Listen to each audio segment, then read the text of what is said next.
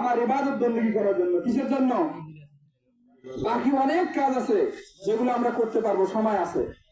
হয়তো গত মাঠেও আমি বলছিলাম যে নামাজের জন্য বেশি সময় লাগে না, শুধুমাত্র 24 ঘন্টার মধ্যে 1 ঘন্টা আল্লাহর কাছে ব্যয় করা।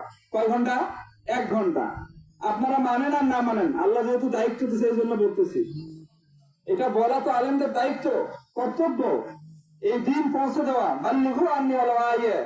তোমরা যদি আমার পক্ষ থেকে একটা বাণী, একটা হরফ যদি জেনে থাকো, সেটা অপরকে পৌঁছায় দাও। কথা ঠিক আছে তো? এই জন্য বললাম যে আমরা শুধু ওয়াজিবকে প্রাধান্য না দিয়ে ফরজকে প্রাধান্য দেওয়ার চেষ্টা করি। আমরা এই যে আজকে আমরা আসি, কালকে নাও থাকতে পারি। আজকে আমরা যারা একত্রিত হয়েছি, আগামী বছর সবাই একত্রিত নাও হতে পারি, ঠিক কিনা? আছে। গতবার হয়তো বা আমরা একসঙ্গে অনেকেই রবিউল ভাইয়ের সঙ্গে নামাজ পড়ছি না? পড়ছি, কিন্তু এছাড়া কিন্তু আজকে আর নাই। এরকম নিজেকে গড়ে তোলেন, একটু চিন্তা করেন, মনোভাব চিন্তা আলাদা করেন, তাহলে হয়ে যাবে ইনশাআল্লাহ। তাহলে হইতে পারে আগামী মাসে আমরাও না আসতে পারি। আসার একটা সিরিয়াল আছে, যাওয়ার কোনো সিরিয়াল নাই। আসার সিরিয়াল আছে, যাওয়ার সিরিয়াল নাই। আসার সিরিয়াল কি?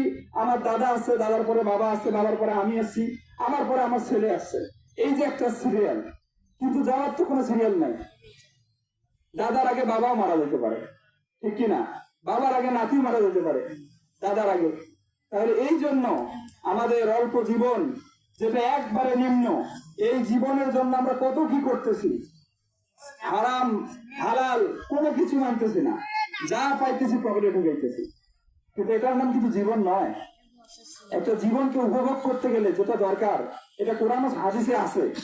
এই কোরআন হাদিস মেনে যদি আমরা চলতে পারি, তাহলে আমরা সফল, এই দুনিয়াও সফল, আখিরাতেও সফল।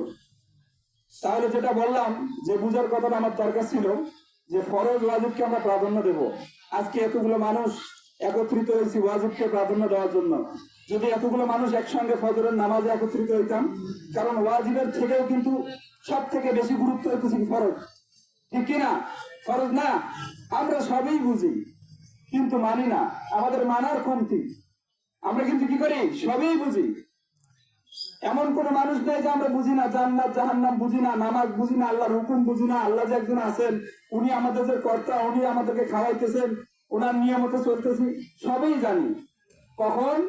যখন ডাক্তার বলে যে আল্লাহ ছাড়া আর কোনো উপায় নেই, তখন আল্লাহকে বলি আল্লাহ আপনি ছাড়া আর কেউ নেই। যদি আগে বলতাম, যদি আল্লাহকে আগে ডাকতাম, অসুস্থ হয়ে ডাক্তারের কাছে আগে না গিয়ে আগে যদি 2 রাকাত নামাজ পড়ে আল্লাহকে বলতাম আল্লাহ আমার এই সমস্যা ওই সমস্যা, দিত না। আসলে আমরা নিতে পারি না, যার কারণেই আল্লাহ আমাদেরকে পেয়ে না, বুঝছেন?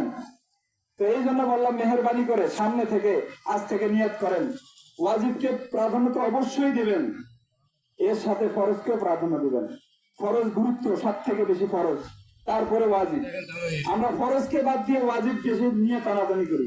এই যে যেমন কোরবানি করতে হবে বছরে, মনে করেন একবারে শুরু থেকে, এখন থেকে নিয়ত আল্লাহ আগামী বছর কোরবানি করব, সামর্থ্য দিলে আগামী বছর কোরবানি করব, এখন থেকে নিয়ত।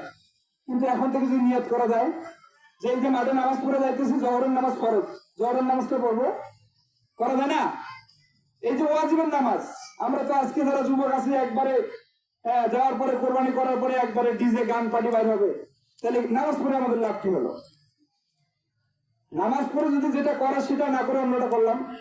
বেশিরভাগ দেখবেন ঈদের দিনে জহরের নামাজ, যদি আরো জুমার নামাজ হয়, তাও দেখবেন মসজিদে মানুষ নেই। তাহলে ওয়াজিবকে আমরা প্রাধান্য দিলাম, ফরজকে প্রাধান্য দিলাম না, এটা তো না, এটার নাম তো ইসলাম না। তো যাই হোক, এই কথাগুলো বলা জরুরি ছিল, আমার মনে মনে এগুলো উঠছিল, মানে এগুলো কথা বলি যদি কেউ যদি মানে, তাহলে আমার কথা বলাটা সার্থক হবে। তো যাই হোক, এমনিতে তো হুজুর অনেক কথা বলছে, আমি এটাকে জরুরি মনে করছিলাম, তাই বললাম। আল্লাহ পাক যেন আমাদের উক্ত কথাগুলোর উপর আমল করে চলার তৌফিক দান করে। সকলে আল্লাহুম্মা আমিন। ওয়া আখিরু দাওয়ানা আলহামদুলিল্লাহি রাব্বিল আলামিন।